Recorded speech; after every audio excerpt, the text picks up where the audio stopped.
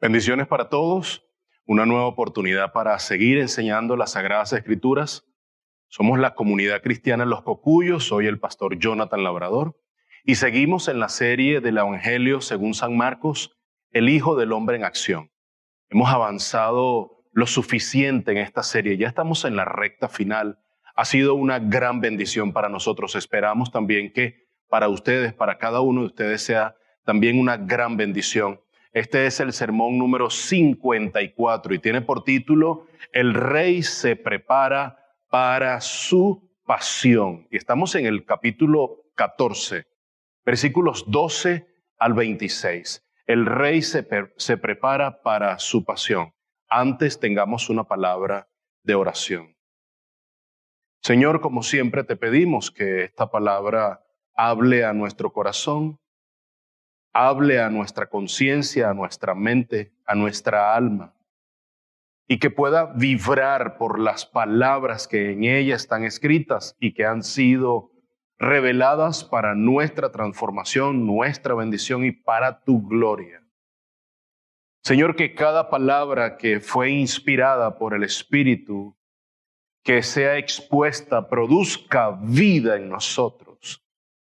En el nombre de Jesús, vivifícanos por el poder de tu palabra y que podamos ser convencidos de que en el Hijo de Dios está nuestra esperanza. La esperanza de una redención eterna, del perdón de nuestros pecados y de una vida abundante. Gracias por este momento, el privilegio, Señor, para mí como tu siervo de exponer tu palabra, que pueda mantenerme fiel a ella. Y todo para tu gloria, para tu honra y para nuestro beneficio como tus hijos. Te lo pido en el glorioso nombre de tu Hijo, amado Jesús, nuestro Señor y suficiente Salvador. Amén y amén. Marcos 14, del 12 al 26, el Rey se prepara para su pasión. Pero hay una idea principal sobre el que estaremos construyendo el sermón, enseñándolo, exponiéndolo. Jesús es tanto el siervo doliente de Dios como el cordero sacrificado, inmolado del Señor. Suficiente su muerte para perdonar todos nuestros pecados. Jesús es tanto el siervo sufriente de Dios como el cordero sacrificado e inmolado de nuestro Dios, y su muerte ha sido suficiente para el perdón de nuestros pecados y para el regalo de la vida eterna. Sobre ese pensamiento construiremos, y es que la entrada de Jesús en este mundo, y particularmente me refiero al ministerio terrenal de Jesús que inicia con la entrada que le da Juan el Bautista cuando le dice, Él es el Cordero de Dios que quita el pecado del mundo. Levantó muchas expectativas. Esa entrada de la mano de Juan el Bautista generó muy altas expectativas en toda la nación, en toda la ciudad y en sus discípulos especialmente. Estaban puestos sus esperanzas, sus sueños, sus anhelos, sus expectativas estaban puestas en Jesús, porque ciertamente querían que les quitaran el imperio de turno que los doblegaba. Muchos incluso se aventuraron posteriormente, siglos después, a escribir sobre la debacle y sobre la derrota aplastante supuestamente que Jesús experimentó.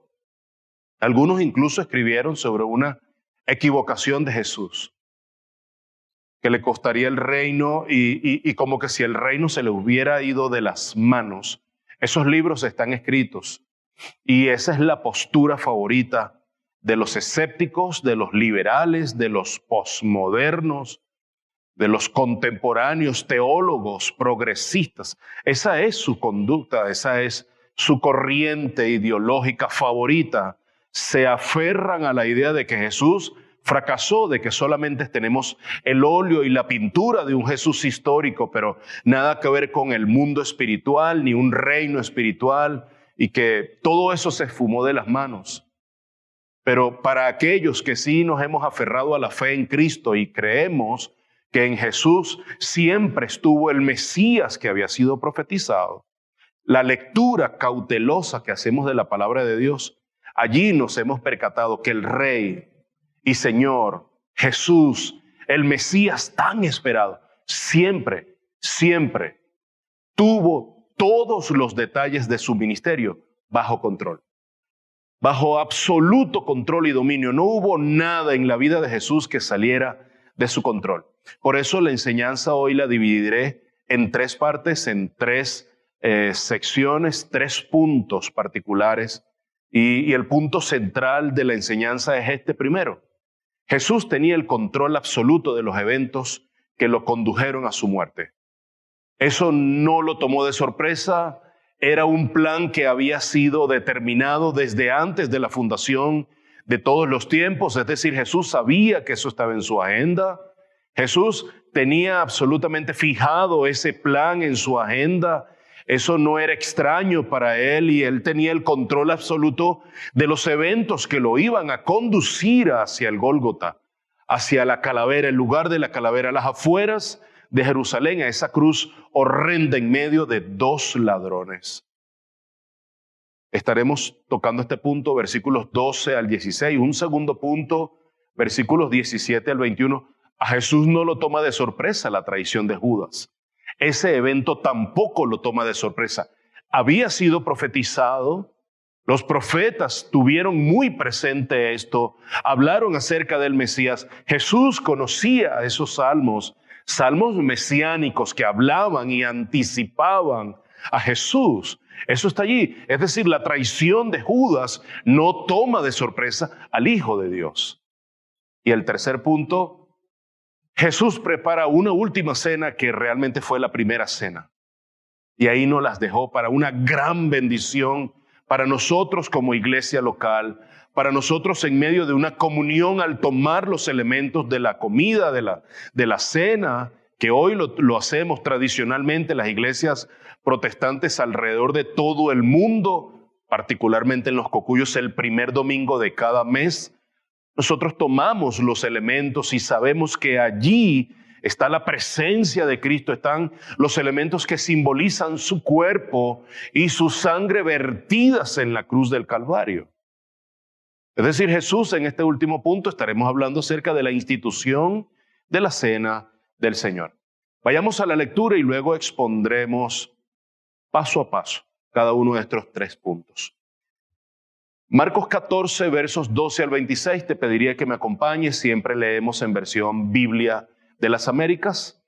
Dice así, verso 12 en lo adelante: el primer día de la fiesta de los panes sin levadura, cuando se sacrificaba el cordero de la Pascua, sus discípulos le dijeron: ¿dónde quieres que vayamos y hagamos los preparativos para que comas la Pascua? Es una pregunta tan pertinente. Verso 13, y envió a 2 de sus discípulos y les dijo: id a la ciudad, y allí os saldrá al encuentro un hombre que lleva un cántaro de agua. Seguidle.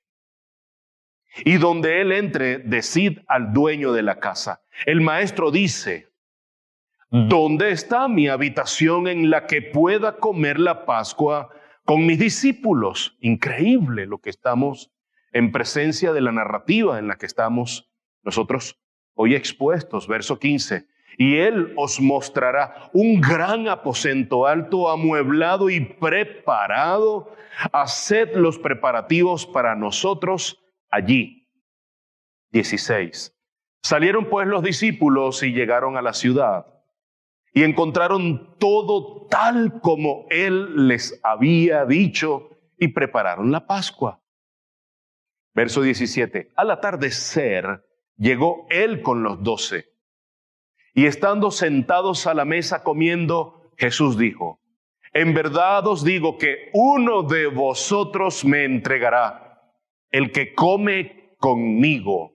Wow, qué declaración tan contundente. Yo me imagino que esto paralizó la cena, la Pascua que estaban consumiendo, que estaban ofreciendo en ese momento como una fiesta solemne, una celebración solemne, íntima, muy especial. Eso quedó paralizado el momento.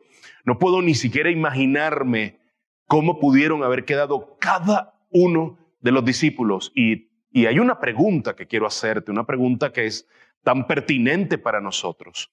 Lo haremos a medida que vaya avanzando la enseñanza. El que come conmigo, final del verso 18. Ellos comenzaron a entristecerse y a decirle uno por uno, ¿acaso soy yo? Uno a uno fueron preguntando, en medio de su tristeza, estaban acongojados, estupefactos.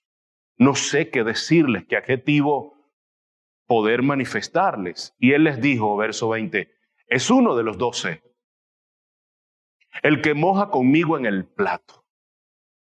Porque el Hijo del Hombre se va tal y como está escrito de él. Verso 21.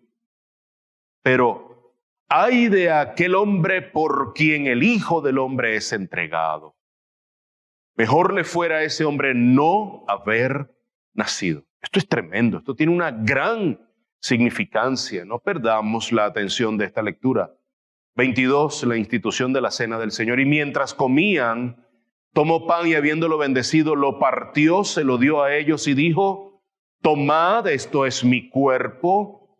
Y tomando una copa después de dar gracias, se la dio a ellos y todos bebieron de ella. Y les dijo, esto es mi sangre del nuevo pacto, que es derramada por muchos. En verdad os digo, ya no beberé más del fruto de la vid hasta aquel día cuando lo beba nuevo en el reino de Dios. Después de cantar un himno, salieron para el monte de los olivos. Qué particular situación que después de haber tomado la cena, la última, pero realmente la primera cena, ese es el último punto que estaré exponiendo de este verso 25. El 26 dice, después de cantar un himno, regularmente Jesús cuando estaba reunido con los discípulos, entonaban himnos.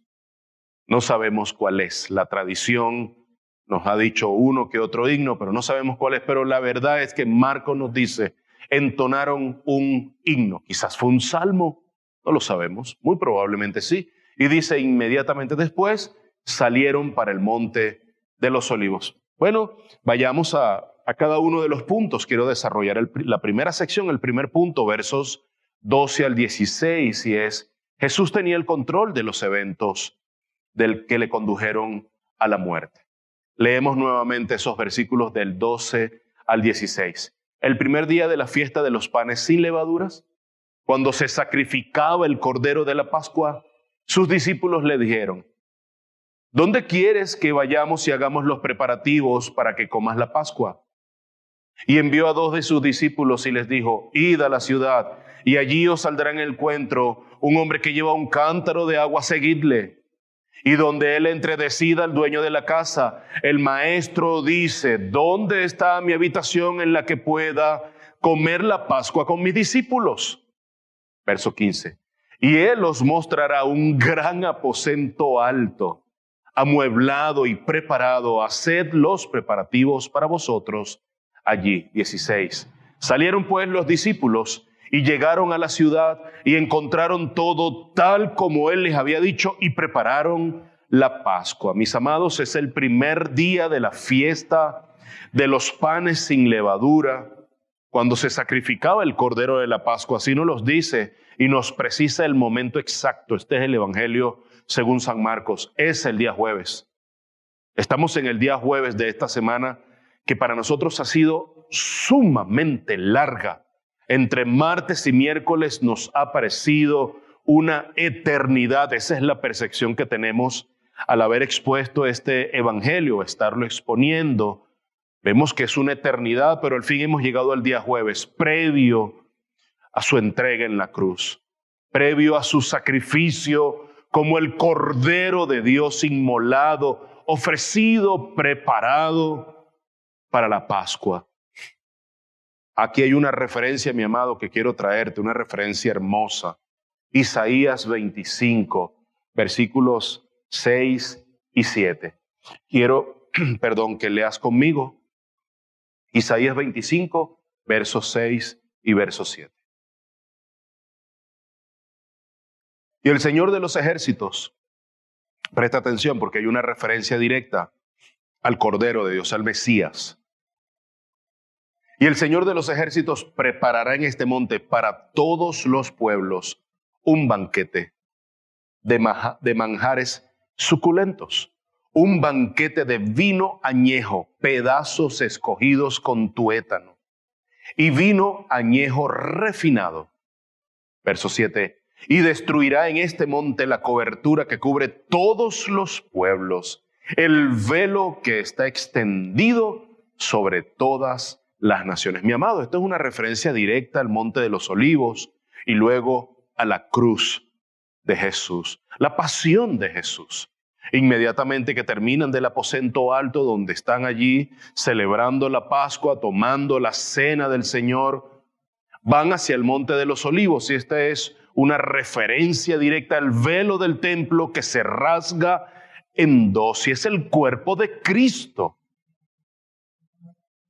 No podemos dejar pasar estos detalles, mis amados. Los discípulos también quiero hacer notar esto. Es un momento especial. Ellos quieren saber dónde se va a conmemorar la cena, la Pascua y la fiesta de los panes sin levaduras. Maestro, dinos, hay una incógnita, no sabemos dónde va a ser esto. Para ellos es un momento significativo. Cuanto más para el Hijo de Dios, que sabe muy bien que cada evento tras evento, deben darse, deben cumplirse, no debe fallar ningún detalle que haya sido profetizado por los siervos de Dios en el Antiguo Testamento.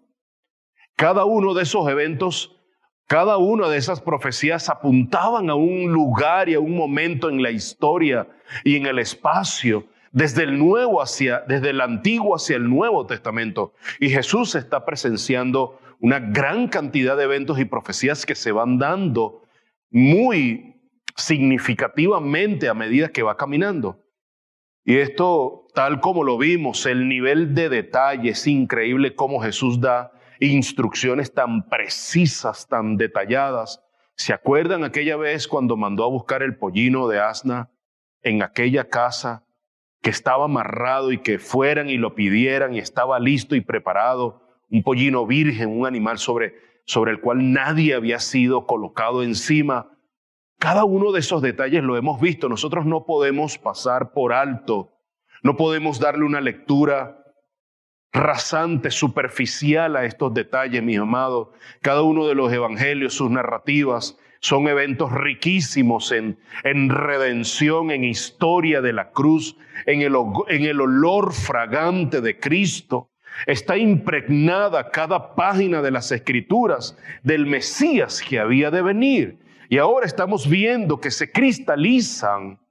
Es como que si nos pudiésemos transportar allá a ese tiempo, a la Palestina del primer siglo y poder estar allí al lado de Jesús y poder sufrir lo que ellos, los discípulos, están sufriendo y poder tener las mismas incógnitas y poder preguntarnos, ¿acaso seré yo también estando con Cristo en ese lugar? Y poder decir, Señor, ¿seré yo el que va a entregarte?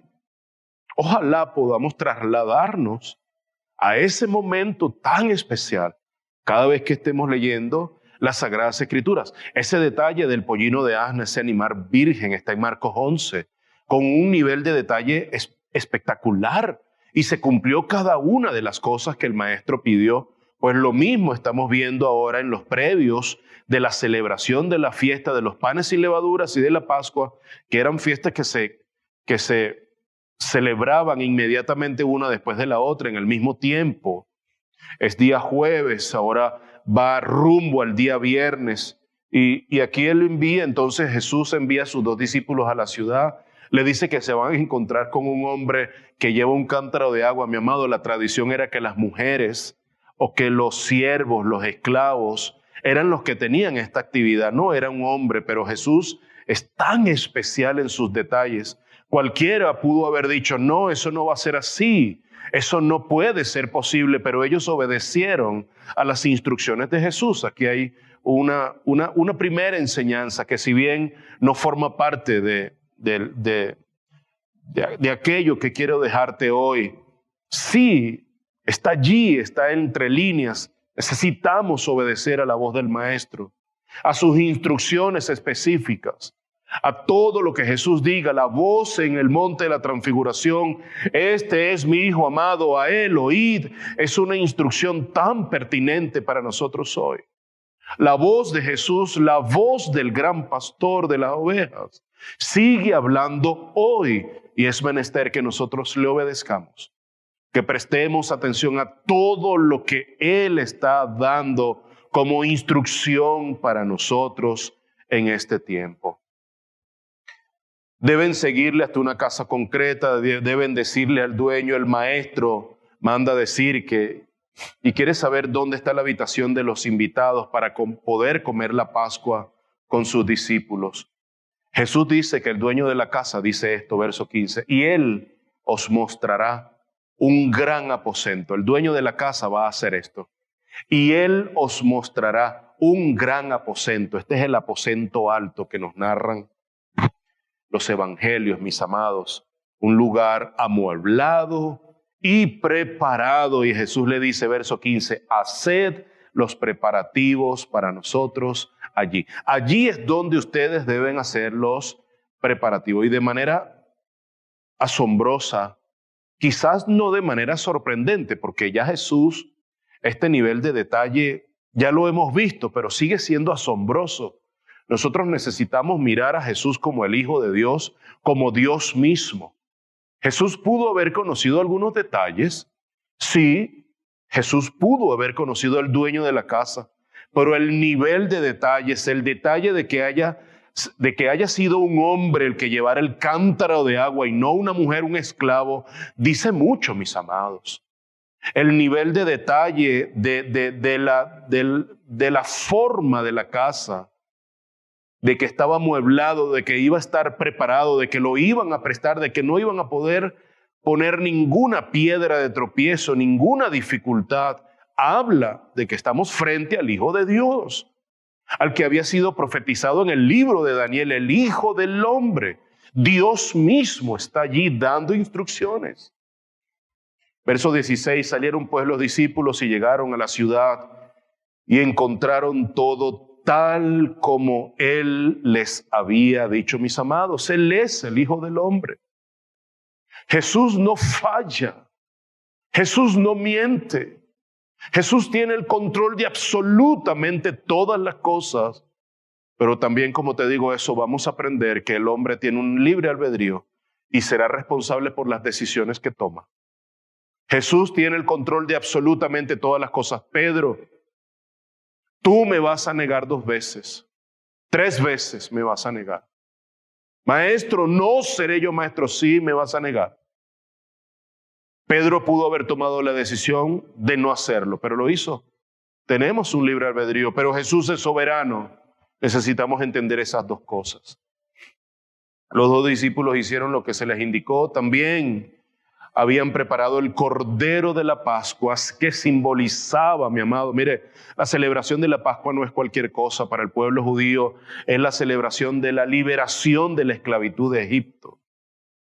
Es la celebración de la redención definitiva que Dios tuvo a bien lograr para su pueblo en una nación extranjera, en Egipto, allí donde estaban presos, donde estaban retenidos por el faraón. El Señor los libera de una manera tan sorprendente y la celebración de la Pascua para ellos es un momento y un lugar sumamente especial.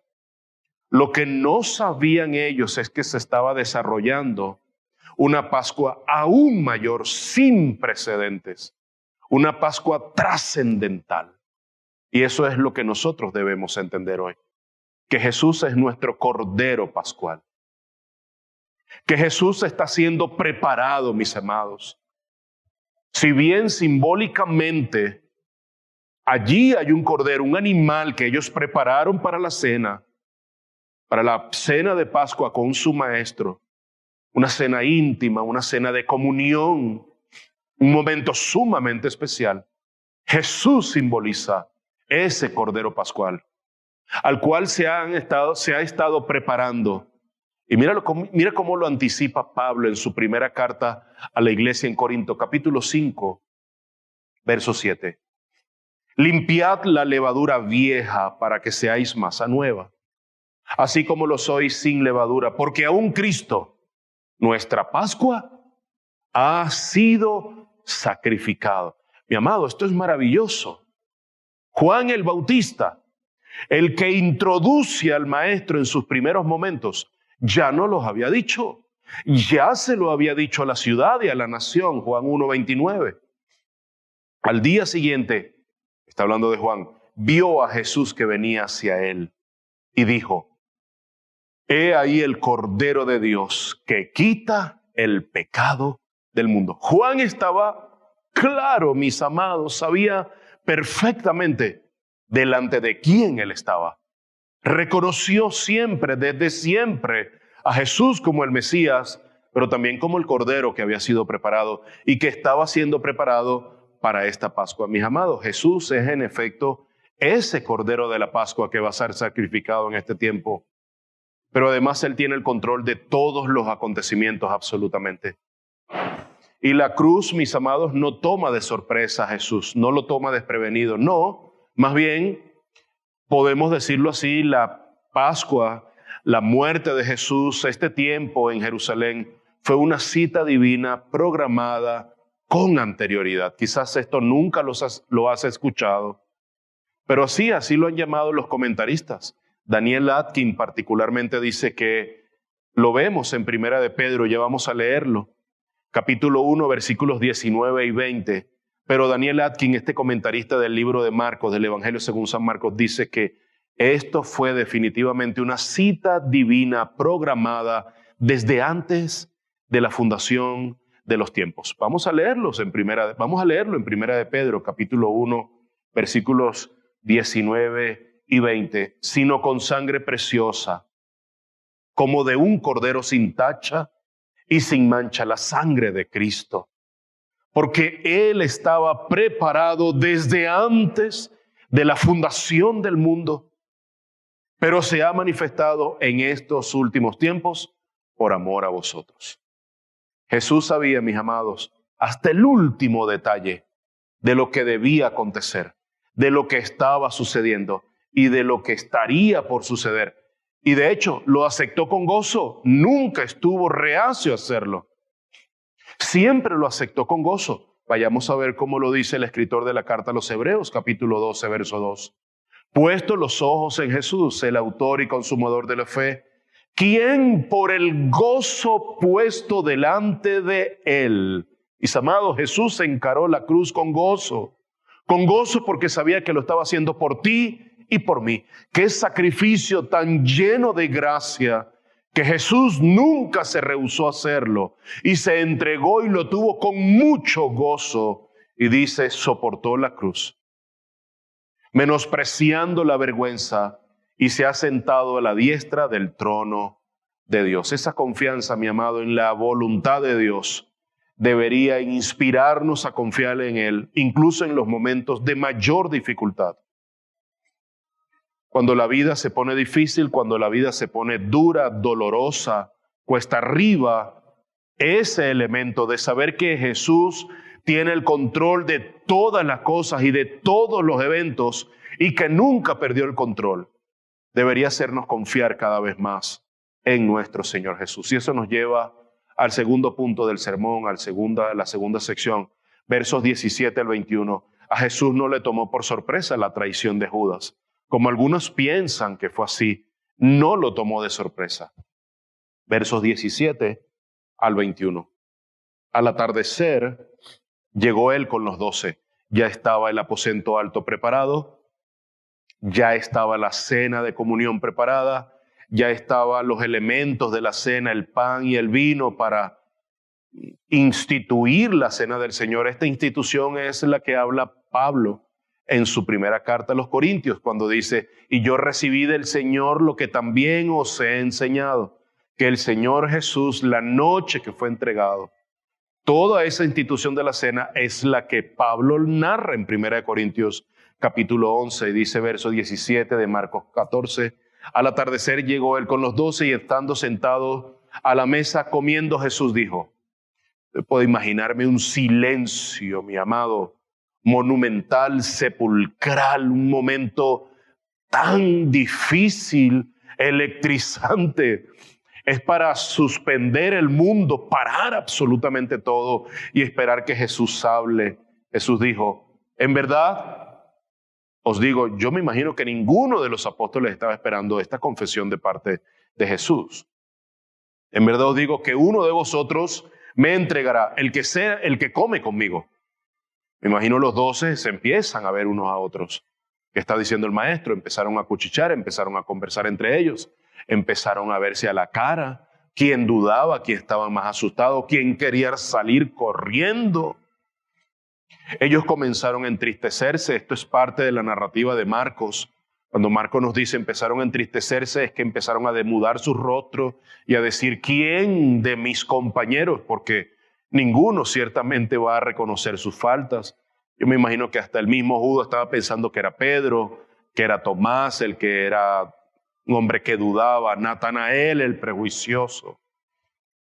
¿Qué sé yo? ¿Por qué? Porque aquí nos dice el verso 10, verso 19, ellos comenzaron a entristecerse y a decirle uno por uno, ¿acaso soy yo?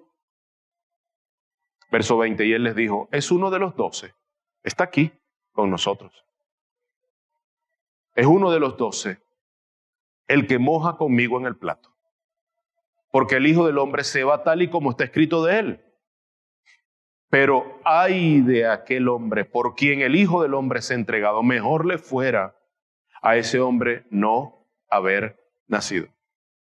Mis amados, si Jesús tenía el control absoluto de todos los acontecimientos que condujeron a su muerte, entonces la traición no le sorprendió.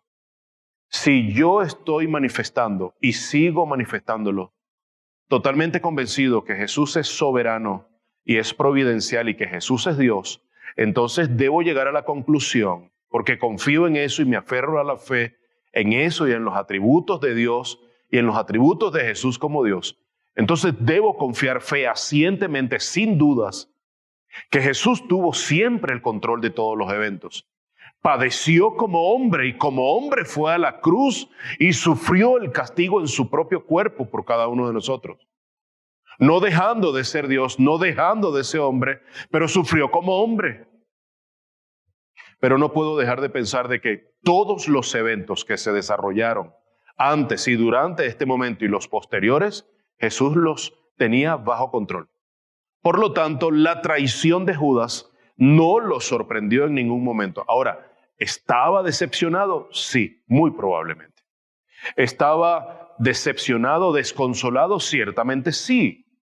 ¿Saben por qué? Porque el traidor era alguien de confianza. Era su amigo. Era alguien de su círculo cercano. Salmo 41:9. Este salmo es un salmo mesiánico y es un salmo previo a Jesús.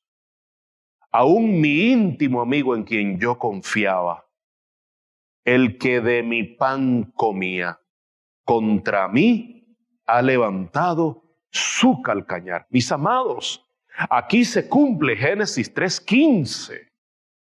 La serpiente y la simiente de la serpiente está allí en la cena con Cristo. Salmo 41:9 nos muestra a la simiente de la mujer y a la simiente de la serpiente. Enfrentados ambos. Y Jesús ya estaba prefigurado en el Antiguo Testamento, tanto como Judas también. Y estos eventos debían cumplirse. Se están cumpliendo en este momento. Marcos particularmente centra la atención en dos acontecimientos.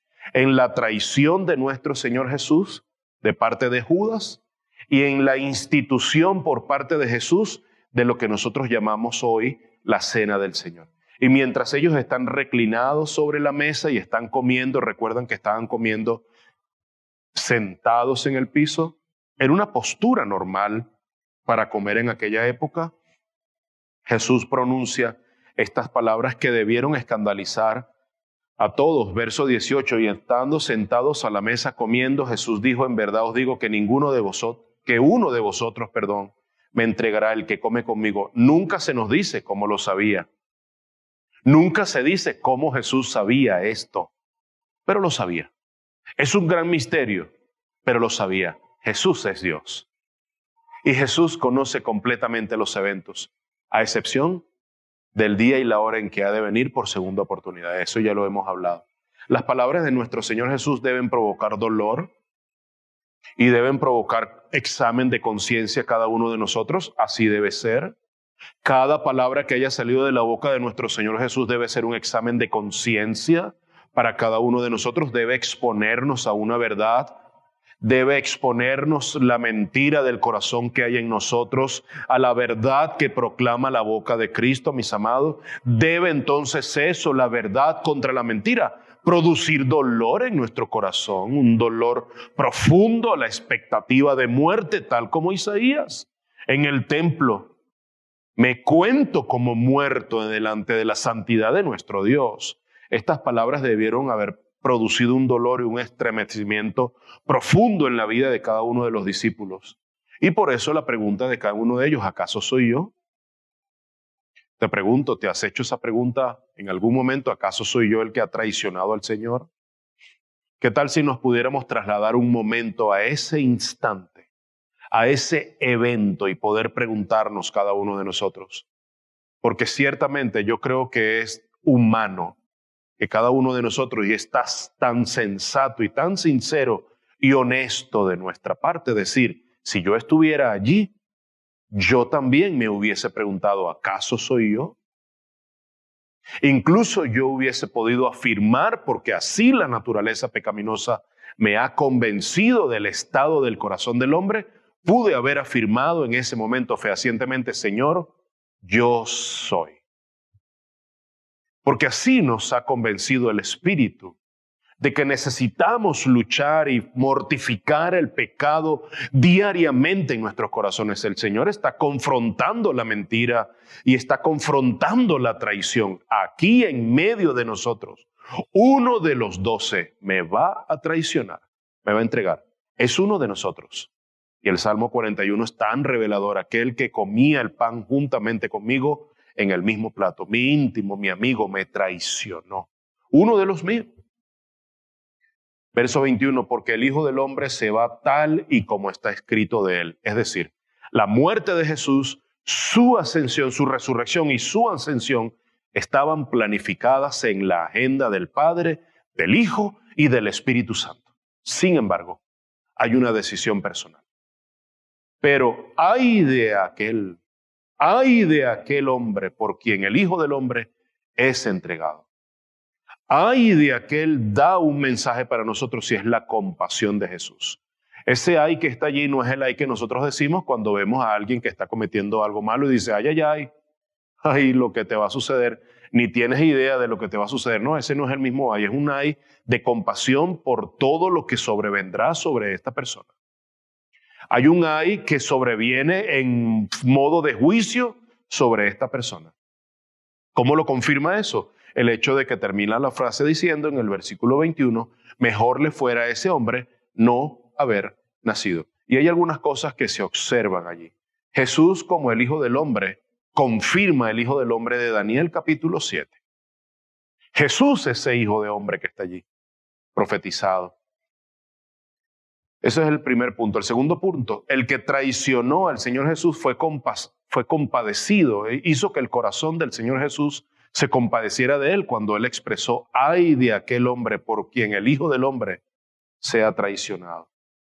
Y un tercer punto que debo llamar la atención es el juicio futuro que Jesús habla y que será terrible sobre este hombre. Bueno, y esto me hace caminar hacia la siguiente sección del sermón, es la última parte del sermón, es el versos 22 al 26, y es Jesús preparó una última cena que realmente fue la primera cena, porque a lo largo de la historia del cristianismo, hasta el día de hoy, la iglesia cristiana evangélica, la iglesia protestante, sigue celebrando la cena del Señor como cena de comunión, con los elementos, tal como está en el Evangelio, hasta el día de hoy. 22 al 26, los versículos de Marcos 14, y con esto cerramos. Y mientras comían, tomó pan, y habiéndolo bendecido, lo partió, se lo dio a ellos, y dijo, tomad, esto es mi cuerpo. Y tomando una copa, después de dar gracias, Se la dio a ellos y todos bebieron de ella y les dijo, esto es mi sangre del nuevo pacto. Esta es mi sangre del nuevo pacto que es derramada por muchos. En verdad os digo, ya no beberé más del fruto de la vida hasta aquel día cuando lo beba de nuevo en el reino de Dios. Después de cantar un himno, salieron para el monte de los olivos. Jesús ya había servido a sus discípulos la noche anterior, lavándole los pies.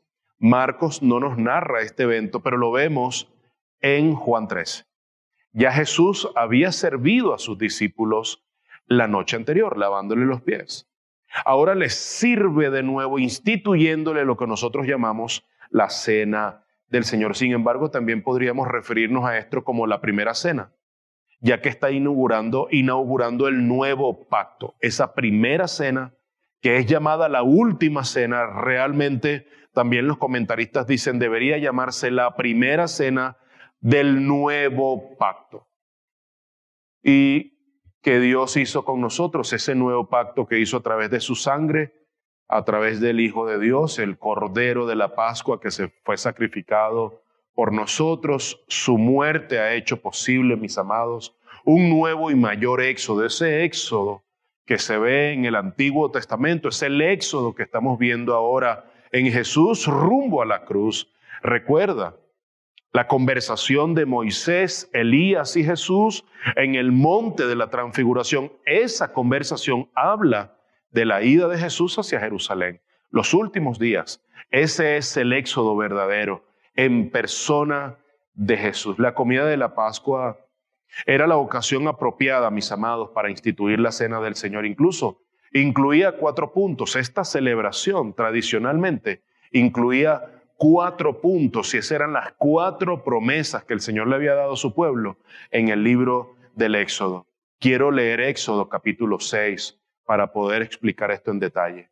Versículo 6 y versículo 7. Por tanto, di a los hijos de Israel, estas son las 4 promesas que Dios le dio a su pueblo en el Éxodo, que luego en la institución, en la Pascua, cuando ellos tomaban la cena de Pascua, ellos tenían 4 puntos, los cuales eran 4 copas que ellos tomaban cada vez que celebraban la Pascua. Esto tiene una simbología sumamente importante para nosotros.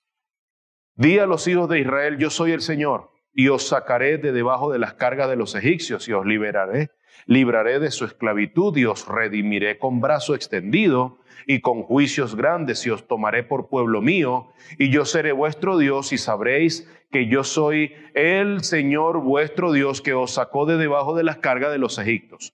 4 promesas entonces que están allí. Primera, el rescate de la nación de Egipto. El Señor los iba a tomar y los iba a sacar de ahí.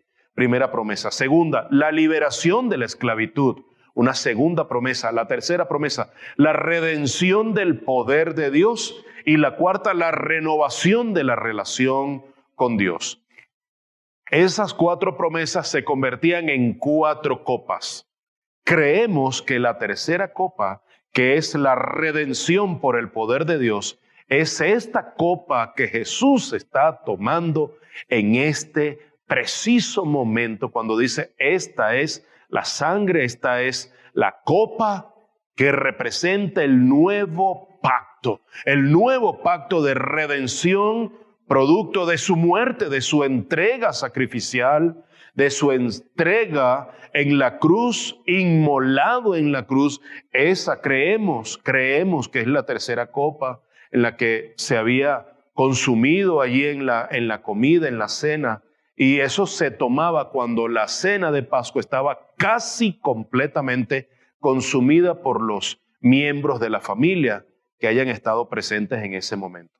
Creemos entonces que ese versículo 23, leemos nuevamente ese versículo 23, previo, y tomando una copa después de dar gracias, se la dio a ellos y todos bebieron de ella, verso 24, y les dijo, esto es mi sangre del nuevo pacto que es derramada por mucho. Creemos entonces que esta es la copa que se tomaba simbolizando la tercera promesa de la redención y que estaba pronta ya la cena a terminar. Creemos que esa es la copa, partiendo el pan y bendiciéndolo, ahí está el verso 23, verso 24. Sam Storr, que es un teólogo influyente, un maestro de la palabra, una bendición para la iglesia hoy, nos ayuda a comprender el enorme significado de lo que dijo Jesús en este momento. En su libro de comentario sobre el Evangelio de Marcos dice lo siguiente: lo que Jesús pidió e incluso ordenó a sus seguidores y amigos que hicieran después de su muerte es nada menos que impactante. Cuando él dice, tendrán esto por memoria cada vez que lo tomen en mi nombre. Una cosa es desear que tu memoria sea preservada por tus seres queridos y que continúen honrándote y estimándote durante el resto de tus vidas, pero otra cosa es ordenar que tus amigos, porque fue una orden, que tus amigos, tu familia y tus seguidores se reúnan regularmente en una comida, no solo en tu nombre, sino contigo presente como único y exclusivo centro de atención. Mis amados, una pregunta de reflexión. ¿Cómo nosotros hoy vamos a la mesa del Señor?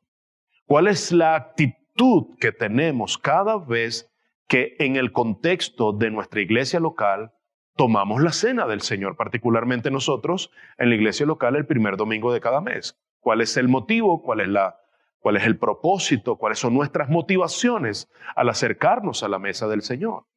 Jesús ordenó, sigue diciendo el comentario de Sam Storr sobre Marcos y esta orden de Jesús. Jesús ordenó a sus seguidores que cada vez que partieran el pan juntos, lo convirtieran en el punto central de su celebración y recordaran y relataran su vida y su muerte.